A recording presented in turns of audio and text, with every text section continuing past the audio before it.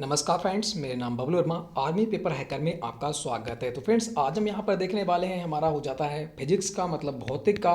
ये हमारा कौन सा पार्ट रहने वाला है? ये हमारा पार्ट हो जाता है कौन सा? Second part. ठीक है, इससे पहले पार्ट 1 नहीं देखा है तो आप देख सकते हैं, डिस्क्रिप्शन में देखा है लिंक, ठीक है, प्लेलिस्ट का। वहाँ पे देखें, आप सारे के सारे वॉच कर सकते हैं। ठीक है, तो बात करते हैं, यहाँ देखा है क्वेश्चन नंबर 1 की स्टार्ट करते हैं, क्योंकि प्रत्येक वीडियो में देखते हैं 30 क्वेश्चन देखते हैं, तो 30 क्वेश्चन हम देख चुके हैं। तो आज हम देखेंगे 31 से लेकर 60 क्वेश्चन तक। ठीक है, तो बने रहिएगा वीडियो के लास्ट तक, और लास्ट में बताइएगा कि आपके 28 सही गए हैं प्लस या फिर नहीं गए हैं। तो मेरा टारगेट रहता है 30 में से आपको 28 क्वेश्चन करना ही करना है। ठीक है, तो बात करते हैं क्वेश्चन नंबर 1 की। क्वेश्चन नंबर 1 आपके सामने दे रखा है 31। कह रहा है एम्पियर किसकी इकाई है? यूनिट बहुत ही इंपॉर्टेंट है, एक यूनिट 100% क्वेश्चन में देखने को मिलने वाला है आपके। तो एम्पियर किसकी इकाई हो जाती है? तो आपको पता है, जो घरों में जो विद्युत ऊर्जा होती है उसकी ही जो एक यूनिट होती है वो क्या होती है? एम्पियर में आंका जाता है। तो जिन लोगों का आंसर आ चुका है विद्युत प्रवाह, बिल्कुल राइट आंसर हो जाएगा option number C. Next question की बात करते हैं। नेक्स्ट क्वेश्चन को यहाँ पर देखिएगा, यहाँ देखा है प्रतिरोध की इकाई क्या है? प्रतिरोध की इकाई क्या हो जाती है, यहाँ पर आपको बताना है। तो आपको पता है, जो प्रतिरोध की इकाई हो जाती है, यूनिट हो जाती है, वो कौन सी हो जाएगी? ओम हो जाएगी। तो जिन लोगों का आंसर ऑप्शन नंबर ए आ चुका है, बिल्कुल राइट आंसर रहने वाला है। नेक्स्ट क्वेश्चन को देखिएगा, नेक्स्ट क्वेश्चन का आंसर कौन सा रहने वाला है? यहाँ दे रखा है विशिष्ट प्रतिरोध का मात्रक क्या होगा? थोड़ा समय आपको दिया जाएगा। विशिष्ट प्रतिरोध का मात्रक क्या होता है, यहाँ पर आपको बताना है। तो जिन लोगों का आंसर आ चुका है ऑप्शन नंबर बी, ओम मीटर, बिल्कुल राइट आंसर हो जाएगा। नेक्स्ट क्वेश्चन की ओर बढ़ते हैं। नेक्स्ट क्वेश्चन का यहाँ पर आंसर दीजिए, कह रहा है यहाँ पर ओम किसका मात्रक है? विद्युत चालकता का, धारा का, प्रतिरोध का, या फिर हो जाता है तुम्हारा प्रतिरोधकता का। तो ओम किसका मात्रक हो जाएगा? ये आपका हो जाता है प्रतिरोध का मात्रक। तो जिन लोगों का आंसर आ चुका है ऑप्शन नंबर सी, बिल्कुल राइट आंसर आपका रहने वाला है। ठीक है, बिल्कुल। आगे बढ़ते हैं फिर नेक्स्ट क्वेश्चन की ओर। नेक्स्ट क्वेश्चन की बात करते हैं, यहाँ पर 35 का आंसर क्या होगा? क्यूरी किसका मात्रक है? क्यूरी किसका मात्रक हो जाएगा? फटाफट इसका आंसर दीजिएगा। जिन लोगों का आंसर यहाँ पर आ चुका है रेडियो एक्टिवता, ऑप्शन नंबर ए, बिल्कुल राइट आंसर हो जाता है। नेक्स्ट क्वेश्चन की बात करते हैं। नेक्स्ट क्वेश्चन को देखिएगा 36। मंदन की इकाई है, मंदन की इकाई कौन सी हो जाती है? यहाँ पर आपको बताना है।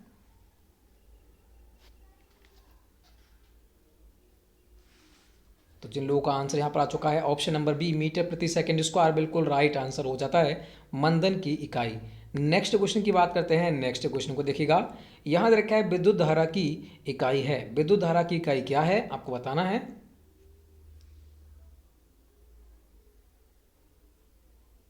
जिन लोगों का आंसर आ चुका है ऑप्शन नंबर ए, कूलाम प्रति सेकंड, बिल्कुल राइट आंसर हो जाएगा। आगे बढ़िएगा नेक्स्ट क्वेश्चन। नेक्स्ट क्वेश्चन को यहाँ पर देखिएगा 38। न्यूटन के पहले नियम को क्या कहते हैं? न्यूटन का जो पहला नियम होता है उसे हम क्या कहते हैं, ये आपको बताना है। तो हम तीनों नियमों को देख लेते हैं, क्योंकि इंपॉर्टेंट नियम हो जाते हैं। पहला नियम हो जाता है हमारा जड़त्व का नियम, जड़त्व का नियम हो जाता है। दूसरा हमारा हो जाता है, वो हो जाता है आपका कौन सा? संवेग का नियम हो जाता है, संवेग का नियम हो जाएगा। थर्ड आपका हो जाता है कौन सा? क्रिया प्रतिक्रिया का नियम हो जाएगा ना, क्रिया प्रतिक्रिया का नियम हो जाता है। ठीक है, तो यहाँ पर पूछ रखा है न्यूटन के पहले नियम को क्या नियम कहते हैं? तो जिन लोगों का आंसर यहाँ पर आ रहा है ऑप्शन नंबर ए, जड़त्व का नियम, बिल्कुल राइट आंसर रहने वाला है। नेक्स्ट क्वेश्चन की बात करते हैं। नेक्स्ट क्वेश्चन को देखिएगा, यदि किसी गैस को अचानक संपीड़ित किया जाए तो उसका तापमान पर क्या असर पड़ेगा? संपीड़ित मतलब क्या होता है? उसको दबाना, ठीक है, उस पर दबाव लगाना। तो वो कह रहा है अगर किसी गैस को अचानक दबाया जाए तो उसके तापमान पर क्या असर पड़ेगा, ये आपको बताना है। तो जिन लोगों का आंसर यहाँ पर आ चुका है ऑप्शन नंबर ए, तापमान बढ़ेगा, क्योंकि किसी को भी हम दबाते हैं उसका टेम्परेचर क्या होता है? बढ़ जाता है। आगे बढ़ते हैं नेक्स्ट क्वेश्चन की बात करते हैं। याद रखा है निम्न में से कौन सा एक सदिश राशि है? तो आपको बता रखी है मैंने, सदिश राशि हम कैसे चेक करते हैं, इसकी ट्रिक होती है। सदिश राशि जो होती है जिसमें आपको बाद देखने को मिलेगा वो सदिश है, जिसमें बाद देखने को नहीं मिलेगा वो कैसी है? वो आपकी अदिश राशि हो जाती है। तो यहाँ पर कौन से बाद देखने को मिल रहा है? एक में मिल रहा है वेग में, तो ये कौन सी हो जाएगी? सदिश राशि आपकी हो जाएगी। तो जिन लोग का आंसर ऑप्शन नंबर डी आ रहा है, बिल्कुल राइट आंसर हो जाता है नेक्स्ट क्वेश्चन की बात करते हैं। नेक्स्ट क्वेश्चन को देखिएगा, निम्न में से कौन सी सदिश राशि है। तो फिर वही सदिश राशि की बात कर रहा है, तो हमें क्या ढूंढना है भाई, बा को ढूंढना है। तो बा कहाँ पर है, यहाँ पर त्वरण है, यहाँ पर बा लास्ट में है। तो पहले हम देखेंगे संवेग, क्योंकि पहले बा किस में आ रहा है, संवेग में आ रहा है। तो बिल्कुल राइट आंसर कौन सा होगा, ऑप्शन नंबर बी रहने वाला है, संवेग। ठीक है, ये आपका कौन सा जाएगा, सदिश राशि रहने वाली है। आगे बढ़ते हैं, नेक्स्ट क्वेश्चन को देखिएगा। नेक्स्ट क्वेश्चन 42 का आंसर कौन सा होगा, निम्न में से बल का मात्रक नहीं है। कौन सा बल का मात्रक नहीं है, ये आपको बताना है। पास्कल की बात करते हैं, ये भी बल का मात्रक हो जाता है। डाइन भी आपका बल का मात्रक है। न्यूटन भी आपका बल का मात्रक हो जाएगा, मगर जूल जो होता है वो कार्य और ऊर्जा का मात्रक हो जाता है। तो आंसर कौन सा रहने वाला है, ऑप्शन नंबर सी रहने वाला है। आगे बढ़ते हैं, नेक्स्ट क्वेश्चन को देखिएगा। यहाँ दे रखा है, मोड़ पर सड़कों का ब्रह किनारा उठा हुआ रहता है क्योंकि, आप जानते हो ये हमारा रोड होता है, एक प्रकार से कह सकते हैं। ठीक है, यहाँ का जो बाहरी किनारा होता है, जो ये किनारा जो होता है, और इस साइड का जो ये किनारा होता है वो नीचे को झुका हुआ होता है। क्यों होता है ये आपको बताना है। ठीक है, अभिकेंद्र बल प्रदान करने के लिए, अपकेंद्र बल प्रदान करने के लिए, सड़क साफ करने के लिए, या फिर आने वाले वाहनों को देखने के लिए। तो आपको बताना है। देखो बाहर की ओर कौन सा लगता है, इस ओर लगेगा आपका अभिकेंद्र बल, सॉरी यहाँ लगेगा अपकेंद्र बल, बाहर की ओर है ना, अप केंद्र बल यहाँ पर लग जाता है बाहर की ओर। और जो आपका रोड होता है नीचे की ओर, जो अंदर की ओर लगता है, वो कौन सा लगता है, वो लगता है अभिकेंद्र, क्योंकि केंद्र की ओर लग रहा है। तो कौन सा लगेगा, अभिकेंद्र बल ये लगता है। तो कौन सा रह जाएगा भाई, मोड़ पर सड़कों का ब्रह किनारा उठा हुआ दिखता है, सॉरी उठा हुआ रहते हैं। क्यों रहते हैं ये आपको बताना है। तो बाहर की ओर क्या लगेगा भाई, जो इस ओर लगने वाला है, ठीक है, वो कौन सा लगेगा भाई, आपका लग जाएगा अभिकेंद्र बल। तो जिन लोगों का आंसर आ चुका है अभिकेंद्र बल, बिल्कुल राइट आंसर रहने वाला है। ठीक है, बिल्कुल राइट आंसर हो जाता है अभिकेंद्र बल। और अपकेंद्र कल बल दो यहाँ पर होते हैं। ठीक है, अभिकेंद्र बल कहाँ लगेगा, अंदर की ओर। तो यहाँ तो गलत, सॉरी ऑप्शन नंबर ए नहीं होगा, ऑप्शन नंबर ए नहीं होगा, ऑप्शन नंबर बी होगा, अपकेंद्र बल लगेगा। ठीक है, बाहर की ओर क्या लगेगा, बाहा किनारा उठा हुआ होता है, उठा हुआ रखते हैं, क्योंकि सॉरी बाहा किनारा उठा हुआ रखते हैं। तो इसका मतलब बल कौन सा लगेगा, बल तो अंदर की ओर लगेगा ना, तो अभिकेंद्र ही बल लगेगा। ठीक है, राइट आंसर हो जाएगा ऑप्शन नंबर ए ही। क्योंकि यहाँ पर थोड़ा सा घुमाकर क्वेश्चन दे रखा है, थोड़ा सा माइंड में कंफ्यूज करने के लिए। ये कह रहा है यहाँ पर जो रोड है वो बाहर का किनारा उठाया हुआ क्यों रखेंगे, क्योंकि जो नीचे की साइड है ये वाली, अंदर की ओर बल लगे, और जो हमारे टायर वगैरह होते हैं वो घिसे कम, जो कि सीधे होगा तो फिसल जाएगा, और नीचे दबा हुआ होगा तो फिसलेगा नहीं। तो बल हमें किधर प्राप्त हुआ, बल हमें हुआ अंदर की ओर। अंदर की ओर क्या होगा, मतलब केंद्र की ओर है ना, इस साइड में केंद्र होगा। तो कौन सा जाएगा, अभिकेंद्र बल हो जाएगा। Option number A he right होगा, बी नहीं होगा। ठीक है, बी कहाँ लगेगा, बी बाहर की ओर लगेगा, बाहर की ओर नहीं लग रहा है, अंदर की ओर लग रहा है। ठीक है, आगे बढ़ते हैं, नेक्स्ट क्वेश्चन की बात करते हैं। यहाँ देखना है 44, कह रहा है गोली दागने के बाद तोप के पीछे की ओर धक्का मारना का क्या कारण होता है, ये आपको बताना है। ऊर्जा का संरक्षण होता है। ऊर्जा का संरक्षण क्या कहता है कि ऊर्जा न कभी नष्ट की जाती है, ना कभी उत्पन्न की जा सकती है। ठीक है, ये तो नहीं होगा। उत्पन्न गैसों द्वारा लगाए गए पीछे की ओर बल, ये भी नहीं है, गैस थोड़ी लगाती है। न्यूटन की गति का तीसरा नियम, ये बिल्कुल राइट हो जाएगा, क्योंकि आप जानते हो जो क्रिया प्रतिक्रिया का नियम होता है वह यही कहता है। जैसे कहते हैं मिसाइल को दागना, पीछे की ओर बारूद निकलती है, क्रिया होती है, और भागता कहाँ पर है, आगे की ओर। तो क्या कहते हैं, क्रिया प्रतिक्रिया का नियम है ना।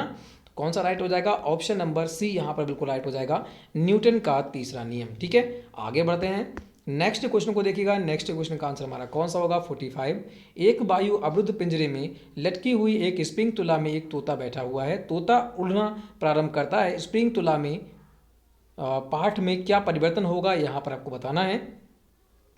वृद्धि होगी, कमी होगी स्प्रिंग में, या फिर परिवर्तन नहीं होगा, या फिर शून्य होगा, क्या होगा ये आपको बताना है। ध्यान से इसे पढ़ना। क्या है, वायु अवरुद्ध है, वायुमंडल तो है नहीं, वायुमंडल है ही नहीं, तो वहाँ पर क्या होगा, परिवर्तित नहीं होगा, तोता उड़ जाएगा और कोई भी परिवर्तन उसमें नहीं होगा, क्योंकि वायुमंडल है ही नहीं। वायुमंडल में ही ये सारी घटनाएं पाई जाती हैं, वरना जो हमारे चंद्रमा है वो नीचे गिर जाता है ना, ये तारे वगैरह होते नीचे गिर जाते, ऐसा कुछ नहीं होता। जहाँ पर वायुमंडल नहीं है वहाँ की वस्तु वहीं पर टंगी रहती है। ठीक है, तो परिवर्तन कोई भी नहीं होगा। आगे बढ़ते हैं, नेक्स्ट क्वेश्चन को देखिएगा। नेक्स्ट क्वेश्चन का आंसर हमारा कौन सा होगा, 46, एक वस्तु ऊर्ध्वाधर ऊपर की ओर फेंकी जाती है, वह किसी निश्चित ऊंचाई पर जाकर स्वतंत्रतापूर्वक वापस पृथ्वी पर गिरती है, तो इसके बारे में निम्न में से कौन सा कथन गलत है। तो गलत कथन आपको छांटना है, ये आपको ध्यान रखना है। ये कह रहा है ऊपर जाने में नीचे आने की अपेक्षा अधिक समय लगता है, ऐसा कोई बात नहीं है, ये गलत हो जाता है। ऊपर जाने व नीचे आने में समान समय लगता है, ये बिल्कुल राइट है, क्योंकि हम जिस स्पीड से फेंकते हैं उसी स्पीड से क्या होता है वो वापस आता है। ठीक है, बस ये है यहाँ की स्पीड ज़्यादा होगी तो यहाँ की स्पीड ज़्यादा होती है, यहाँ की स्पीड कम होती है तो यहाँ की स्पीड कम होती है। ठीक है, बात बराबर होती है, जितना समय जाने में लगता है उतना ही समय वापस आने में लगता है, तो ये बिल्कुल राइट बात हो जाएगी। नीचे आते समय गुरुत्व के कारण उसका त्वरण बढ़ जाता है, बिल्कुल राइट है, क्योंकि ऊपर फेंकते हैं तो यहाँ पर जो वेग होता है वो ज़्यादा होता है और फिर यहाँ पर जाके कम हो जाता है, फिर नीचे आते आते यहाँ पर जितना यहाँ पर होता है उतना ही यहाँ पर वेग होता है। तो कह रहे हैं नीचे आते समय गुरुत्व के कारण गुरुत्व त्वरण बढ़ जाता है, बिल्कुल बढ़ जाएगा, क्योंकि पृथ्वी क्या करती है अपनी ओर खींचती है, तो बिल्कुल राइट हो जाएगा, नीचे की ओर बढ़ेगा। आगे बढ़ते हैं, ऊपर जाते समय शुरू का वेग व नीचे आते समय अंतिम वेग समान होता है। मैंने आपको बताया जो वेग यहाँ होगा वही वेग यहाँ होता है, तो जिन लोगों का आंसर आ चुका है ऑप्शन नंबर कौन सा, ऑप्शन नंबर ए बिल्कुल राइट हो जाएगा, क्योंकि ये हमारा गलत दे रखा है। ठीक है, और गलत ही पूछ रखा था। आगे बढ़ते हैं, नेक्स्ट क्वेश्चन की बात करते हैं। नेक्स्ट क्वेश्चन को यहाँ पर देखना है। नेक्स्ट क्वेश्चन क्या कह रहा है 47, समान त्रिज्या की लोहे की गेंद एक लकड़ी की गेंद के निर्वात में h ऊंचाई से छोड़ा जाता है, तो पूछ रखा है दोनों गेंदों द्वारा पृथ्वी तक पहुंचने में लगा समय क्या होगा। एक लोहे की गेंद है और एक हमारी हो जाती है लकड़ी की गेंद, और निर्वात है का क्या दे रखा है, देखो यहाँ पर निर्वात में, निर्वात मतलब क्या है, जहाँ पर वायुमंडल है नहीं। अब जहाँ पर वायुमंडल है नहीं, चाहे आप छोड़ो लकड़ी की, चाहे छोड़ो लोहे की, चाहे छोड़ो रेत की, समान ही दिशा में समान ही समय में गिरेंगी। अगर गिरेंगी तब तो कौन सा हो जाएगा भाई, समान हो जाएगा। ठीक है, पृथ्वी तक समान समय में ही पहुंचेंगी अगर पहुंचा रहे हैं तब। ठीक है, तो बिल्कुल राइट आंसर है, क्योंकि निर्वात की यहाँ पर बात हो रही है, जहाँ पर वायुमंडल है ही नहीं तो वहाँ पर वस्तु समय अगर पहुंचेगी तो समान समय पहुंचेगी, वरना पहुंचेगी नहीं। ठीक है, आगे बढ़ते हैं, नेक्स्ट क्वेश्चन की बात करते हैं। नेक्स्ट क्वेश्चन को देखिएगा 48, जब कोई मनुष्य उपग्रह में बैठकर परिक्रमा कर रहा है तो क्या होगा, ये आपको बताना है। उपग्रह ये हमारी पृथ्वी है, ठीक है, और ये हमारा हो जाता है चंद्रमा। अब कोई चंद्रमा में बैठा हुआ है और परिक्रमा कर रहा है पृथ्वी की, तो बताना है क्या होगा। उसका द्रव्यमान शून्य तथा भार स्थिर रहेगा। उसका द्रव्यमान जो हो जाएगा वो शून्य हो जाएगा। द्रव्यमान मतलब जो उसका जो उनका द्रव्यमान है, ये इसका जो द्रव्यमान है वो शून्य हो जाएगा, बिल्कुल गलत बात है, द्रव्यमान शून्य नहीं होगा। उसका द्रव्यमान व भार दोनों स्थिर रहेंगे, ये भी गलत बात है और ये भी गलत बात है। यहाँ पर बी राइट हो जाएगा, उसका द्रव्यमान तो स्थिर रहेगा। उसका द्रव्यमान जो होगा यार, उसका द्रव्यमान है मतलब क्या है, उसकी जो घेरा है, चंद्रमा घेरा कभी कम और छोटा होता है, बिल्कुल नहीं होता है, क्योंकि समान होता है, तो द्रव्यमान क्या रहता है, समान रहता है। मगर इसका जो वेट हो जाएगा वो बिल्कुल शून्य हो जाएगा, तभी तो परिक्रमा करेगा, तो वेट क्या हो जाता है, भार क्या हो जाता है भाई, शून्य हो जाता है। ये बात बिल्कुल राइट हो जाएगी, उसका द्रव्यमान समान रहेगा, उसकी जो आकार है वो तो बिल्कुल राइट रहने वाला है, वही रहने वाला है, मगर जो उसका भार है वो शून्य हो जाएगा और वह परिक्रमा करती रहेगी। तो ऑप्शन नंबर बी यहाँ पर बिल्कुल राइट होगा। जिन लोगों का आंसर ऑप्शन बी आ रहा है बिल्कुल राइट आंसर। आगे बढ़ते हैं, नेक्स्ट क्वेश्चन को देखिएगा यहाँ पर 49, पृथ्वी के चारों ओर परिक्रमा करते हुए कृत्रिम उपग्रह भारहीन होता है क्योंकि, ये आपको बताना है। वही बताया जो मैंने अभी आपको बताया था। ठीक है, वही क्वेश्चन है, रिपीटेड क्वेश्चन एक प्रकार से, मगर थोड़ा सा घुमा कर दे रखा है। आप क्वेश्चन को ऑप्शन पढ़ते हैं, पहला दे रखा है उपग्रह पृथ्वी के गुरुत्व क्षेत्र के से बाहर होता है। उपग्रह कह रहा है पृथ्वी के चारों ओर परिक्रमा करता हुआ कृत्रिम उपग्रह भारहीन होता है क्योंकि उस उपग्रह पृथ्वी के गुरुत्व क्षेत्र से बाहर होता है। सेकंड देखा है उपग्रह पर लगने वाला गुरुत्व बल अभिकेंद्र बल के रूप में परिवर्तित हो जाता है, या फिर उपग्रह पर पृथ्वी का गुरुत्व बल ब्रह्मांड के अन्य पिंडों के गुरुत्वाकर्षण बल के बराबर ना विपरीत हो जाता है व विपरीत होता है, या उपग्रह के समान ऊंचाई पर गुरुत्व त्वरण मान शून्य होता है।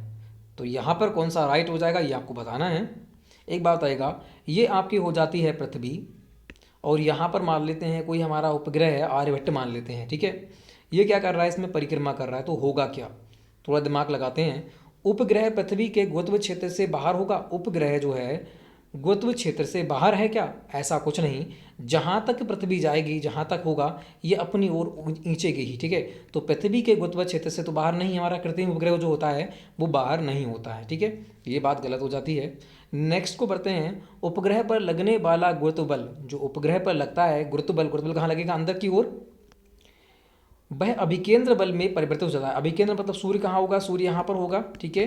तो क्या हो जाएगा, ये अभिकेंद्र बल के रूप में परिवर्तित होता है, मतलब केंद्र की ओर लगता है। ये जो गुरुत्व बल है इधर एंच रहा है, अब ये परिवर्तन किसमें हो गया, अभिकेंद्र बल में परिवर्तित हो गया। तो यहाँ पर क्या हो गई, वस्तु हो गई टंग, यहाँ पर वस्तु टंग जाएगी, ये अपनी ओर खींचेगा और ये अपनी ओर खींचेगा, दोनों परिवर्तित हो जाएंगे और ये वस्तु कहाँ रहेगी, यहीं पर टंगी रहेगी। तो ये बिल्कुल राइट रहने वाला है, ऑप्शन नंबर बी, ठीक है। आपको समझाया मैंने, आपको समझ में आया होगा। आगे बढ़ते हैं, क्योंकि गुरुत्व जो बल होता है अंदर की ओर जो लगता है, पृथ्वी खींचती है, वह अभिकेंद्र बल के रूप में परिवर्तित हो जाएगा। मतलब केंद्र में कौन है, सूर्य है, तो कहाँ परिवर्तित हो गया भाई, सूर्य की ओर परिवर्तित हो गया और वस्तु यहीं पर टंग गई, ठीक है। तो बिल्कुल राइट होगा ऑप्शन नंबर बी। आगे बढ़ते हैं, नेक्स्ट क्वेश्चन की बात करते हैं। नेक्स्ट क्वेश्चन 50 की बात करते हैं। एक ग्रह के निकट किसी उपग्रह का अपनी व्यक्ति कक्षा में परिक्रमा काल निर्भर नहीं करता, किस पर निर्भर नहीं करता है, ये आपको बताना है। एक ग्रह के निकट, मैं मान लेता हूँ कोई ग्रह है, वो कौन सी हमारी पृथ्वी हो जाती है, ठीक है, वह कौन सी हो जाती है, पृथ्वी। इसके निकट उपग्रह है, उपग्रह मान लेते हैं कौन सा है, चंद्रमा। कह रहा है अपनी व्यक्ति कक्षा में परिक्रमा कर रहा है ये इस प्रकार से। तो कह रहा है निर्भर नहीं करता, किस पर नहीं निर्भर नहीं करता है, ग्रह के द्रव्यमान पर।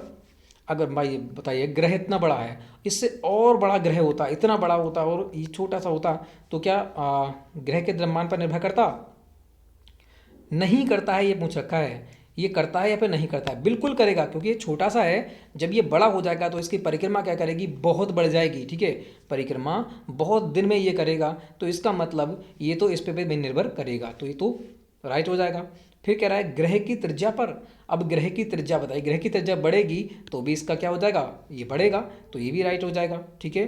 फिर कह रहे हैं उपग्रह के द्रव्यमान पर, उपग्रह के द्रव्यमान पर एक बताएगा, हमारी पृथ्वी इतनी है, चाहे उपग्रह कितना भी बड़ा क्यों ना हो जाए, ये अपनी ही एक प्रकार से जितनी में घूम रहा है उतने ही दिनों में ये चक्कर लगाएगा, ठीक है। तो ये बिल्कुल राइट हो जाएगा।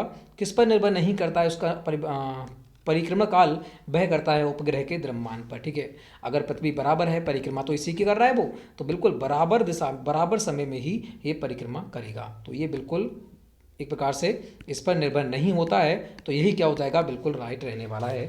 ऑप्शन नंबर हो जाएगा कौन सा, ए, ठीक है, बिल्कुल राइट हो जाएगा। आगे बढ़ते हैं, नेक्स्ट क्वेश्चन की बात करते हैं। नेक्स्ट क्वेश्चन का आंसर हमारा कौन सा रहने वाला है, 51। क्या क्या किसी वस्तु की स्थिति में परिवर्तन को क्या कहते हैं, किसी वस्तु की स्थिति में परिवर्तन को हम क्या कहते हैं, ये आपको बताना है। तो किसी भी वस्तु है, इसकी स्थिति में परिवर्तन, यहाँ से हमने कोई वस्तु यहाँ पर लाद दी, तो ये क्या हुआ, ये हमने इसका विस्थापन कर दिया इतना, तो कौन सा राइट होगा भाई, विस्थापन हो जाएगा। किसी वस्तु की स्थिति में परिवर्तन की दर को हम क्या कहते हैं, विस्थापन कहते हैं। तो जिन लोगों का आंसर आ चुका है ऑप्शन नंबर ए बिल्कुल राइट आंसर हो जाता है। नेक्स्ट क्वेश्चन की बात करते हैं। नेक्स्ट क्वेश्चन को देखिएगा, उड़ते वायुमंडल में कौन सी ऊर्जा समाहित है, उड़ता जो वायुमंडल है उसमें कौन सी ऊर्जा समाहित हो जाती है, ये आपको बताना है। तो वायुमंडल में स्थिति तो होगी, है ना, स्थिति होगी, कहीं ना कहीं उड़ता होगा, वायु जाती होगी कहीं ना कहीं, तो स्थिति भी होगी और उसमें गति भी होगी। तो कौन सी, दोनों की दोनों होने वाली हैं। तो यहाँ पर हो जाएगा स्थिति ऊर्जा भी होगी, उसमें गतिज ऊर्जा भी होगी, दोनों की दोनों ऊर्जा इसमें रहने वाली हैं। तो जिन लोगों का आंसर ऑप्शन नंबर सी बिल्कुल राइट आंसर। आगे बढ़ते हैं, नेक्स्ट क्वेश्चन को देखिएगा, यहाँ पर दे रखा है 53। बर्नियर कैपिलर क्या मापने के काम आता है। जो बर्नियर कैपिलर होता है वो क्या मापने में होता है, लंबाई, वजन, वक्रता, क्या मापने में होता है, ये आपको बताना है। तो ये सूक्ष्म मापी यंत्र होता है, क्या सूक्ष्म मापी यंत्र होता है। तो इसमें से कोई भी राइट नहीं होगा, यहाँ पर रहने वाला है इनमें से कोई नहीं, क्योंकि जो बर्नियर कैपिलर होता है वो सूक्ष्म मापी यंत्र होता है, ठीक है। आगे बढ़ते हैं, नेक्स्ट क्वेश्चन की बात करते हैं। नेक्स्ट क्वेश्चन को देखेगा यहाँ पर 54 की बात करते हैं। लेक्टोमीटर का उपयोग निम्न में से मापने में होता है, किसको मापने में होता है, यहाँ पर आपको बताना है। तो जिन लोगों का आंसर आ चुका है दूध की शुद्धता जांच करने में लैक्टोमीटर का यूज होता है, तो बिल्कुल राइट हो जाएगा। आगे देखिएगा, नेक्स्ट क्वेश्चन का आंसर हमारा कौन सा होगा। दूध को मथने से इनमें से क्रीम अलग हो जाती है, क्योंकि जो क्रीम अलग होती है वो किसके कारण होती है, यहाँ पर आपको बताना है। क्रीम किसके कारण अलग होती है, तो आपको बता रखा है मैंने। जो आप इस प्रकार से घुमाओगे तो ये तो है केंद्र, जब आप इसे घुमाते हो किसी चीज़ से, ठीक है, तो कहाँ की ओर जाता है, जो दूध वगैरह है वो बाहर की ओर जाता है। कहाँ जाता है, बाहर की ओर लगता है दीवारों से। तो इसे क्या प्राप्त होगा भाई, बाहर की ओर कौन सा बल लगेगा, तो आपको पता है बाहर की ओर अपकेंद्र बल लगता है। कौन सा, अपकेंद्र बल लगता है। और अंदर की ओर क्या लगेगा, अंदर की ओर आपका लगेगा अभिकेंद्र बल लगता है, ध्यान रखना। अभिकेंद्र बल कहते हैं अंदर की ओर, बाहर की ओर। तो यहाँ पर दूध कहाँ जा रहा है, अभी बाहर की ओर लगेगा दीवारों पर, तो कौन सा होगा, अपिकेंद्र बल से वह क्या बनेगा भाई, मक्खन बनाएगा, क्रीम बनाएगा। ठीक है, तो जिन लोगों का आंसर आ चुका है ऑप्शन नंबर ए अपिकेंद्र बल, बिल्कुल राइट आंसर हो जाएगा। नेक्स्ट क्वेश्चन की बात करते हैं। नेक्स्ट क्वेश्चन को देखिएगा 56, न्यूटन की गति का दूसरा नियम निम्न में से क्या संबंधित स्थापित करता है, क्या संबंध स्थापित करता है, ये आपको बताना है। तो तीनों नियम बता रखे हैं। पहला होता है हमारा जड़त्व का, दूसरा हमारा होता है संवेग का, तीसरा हमारा होता है क्रिया प्रतिक्रिया का, है ना,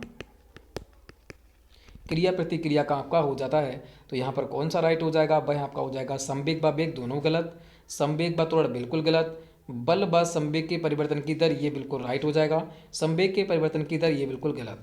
तो यहाँ पर कौन सा राइट होगा, ऑप्शन नंबर सी राइट हो जाएगा। क्यों, इसको देखो, क्योंकि इसकी जो उदाहरण होता है, उदाहरण के अनुसार मैं समझा रहा हूँ, जल्दी समझ में आ जाएगा। ठीक है, उदाहरण जो हो जाएगा वो हमारा हो जाता है कौन सा, एक तो हो जाता है गेंद, गेंद ले लेते हैं, सबसे अच्छी है गेंद है। दूसरा आपका हो जाता है स्प्रिंग। कैसे होगा, देखो यहाँ कह रहा है जब किसी बल लगाते हैं, जब हम किसी भी चीज़ पे बल लगाएंगे, गेंद पे बल लगाते हैं, गेंद फेंकते हैं, इस प्रकार से बल लगाई हमने ना, तो वो क्या हो जाता है, संवेग परिवर्तन हो जाता है समान में, उसी दिशा में क्या होती है, फिर वो उछल जाती है। तो यही होता है आपका दूसरा नियम। तो गेंद भी हो जाएगा इसका आंसर, और क्या हो जाएगा आपका स्प्रिंग हो जाएगा। तो बल लगाएंगे तो उत्पन्न क्या होगा, समान संवेग परिवर्तन उत्पन्न होता है। ठीक है, तो यहाँ पर बिल्कुल राइट रहने वाला है, जितना जब हम किसी को बल लगाते हैं तो संवेग परिवर्तन हो जाता है। ठीक है, ये आपसे ये कहता है। तो इसके बारे में डिटेल में आप पढ़ लेना, इसका मैं पढ़ा दूंगा तीनों की तीनों, ठीक है, समझा दूंगा। आगे बढ़ते हैं, वह समझ में आपके आया होगा, याद कर लेना। आगे बढ़ते हैं 57 की बात करते हैं। साइकिल के पहिए की ताड़ियाँ जो तीलियाँ होती हैं लगाई जाती हैं, क्यों लगाई जाती हैं, कम बल से अधिक घूर्णन गतिज ऊर्जा प्राप्त करने के लिए, या फिर सुंदर के लिए, या फिर हो जाता है तुम्हारा कीमत कम रखने के लिए, साइकिल का भार कम रखने के लिए। ये बिल्कुल गलत, ये भी गलत, ये भी गलत।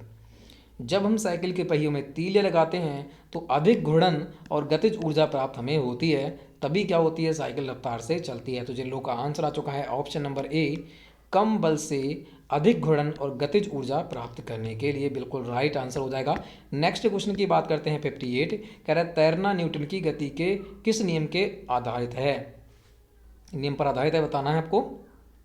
तो तैरना क्या हो जाएगा, हाथों से हम क्या पीछे की ओर क्या मारते हैं, धक्का मारते हैं, और जाते कहाँ हैं, आगे की ओर। तो क्रिया तो इधर करते हैं मगर प्रतिक्रिया कहाँ होती है, आगे की ओर होती है। तो नियम कौन सा हो जाएगा, थर्ड नियम हो जाएगा हमारा, क्रिया प्रतिक्रिया का नियम।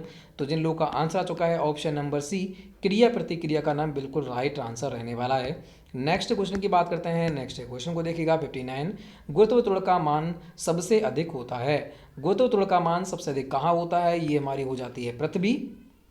तो गुरुत्व का मान सबसे अधिक कहाँ होगा, तो आपको पता है जो हमारे ये होते हैं पृथ्वी के, तो ये किनारे होते हैं, जिन्हें हम क्या कहते हैं, जिन्हें हम ध्रुव कहते हैं। ठीक है, जिन्हें हम ध्रुव कहते हैं, इन पर क्या होता है, गुरुत्व त्वरण सबसे ज़्यादा होता है। तो ध्रुवों पर आपका राइट आंसर रहने वाला है। और कभी पूछ ले पृथ्वी के केंद्र पर गुरुत्व कितना होता है, तो वह कितना होता है, शून्य होता है। ये भी आपको याद होना चाहिए। ठीक है, आगे बढ़ते हैं, फिर नेक्स्ट क्वेश्चन की बात करते हैं, और ये हमारा लास्ट एक आता है, जी का मान अधिकतम कहाँ होता है, वही पूछ रखा है। फिर कहाँ पर हो जाएगा भाई, ध्रुवों पर हो जाएगा। अब यहाँ पर जी की बात करते हैं, जी का मान होता कितना है वह देख लीजिएगा। तो आपका होता है 9.81 मीटर प्रति सेकंड स्क्वायर, ये जी का मान होता है, इसको लिख लेना। और बड़ी जी का मान करते हैं तो इसका देखना पड़ेगा भाई, इतना लंबा मुझे याद नहीं है, तो रुकिएगा थोड़ा सा। हाँ, तो ये आपका हो जाता है 6.673 मल्टीप्लाई 10⁻⁻11, ये आपकी कैपिटल जी का मान होता है। तो दोनों की दोनों आप क्या है, याद कर लेना, क्योंकि एग्जाम में बार बार पूछे जाते हैं। ठीक है, तो यहाँ पर हमारे कंप्लीट होते हैं 60 क्वेश्चन। आपने कितने अटेंड किए, ठीक है, आपको बताना है। अगर आपके 38 प्लस गए हैं, सॉरी 28 प्लस गए हैं, तो बिल्कुल आपको यहाँ पर बताना है। तो प्रत्येक दिन आपको शाम 6 बजे, ठीक है, 6 PM होगा, 6 PM पर आपको क्या मिलती है, सुपर 30 क्वेश्चन मिलते हैं साइंस के। तो फ्रेंड्स बने रहिएगा, लाइक करना है, वीडियो को शेयर करना है, चैनल को सब्सक्राइब करना है, क्योंकि पर डे आपको क्लास स्टार्ट हो चुकी हैं। तो फ्रेंड्स बने रहिएगा। जय हिंद, जय भारत।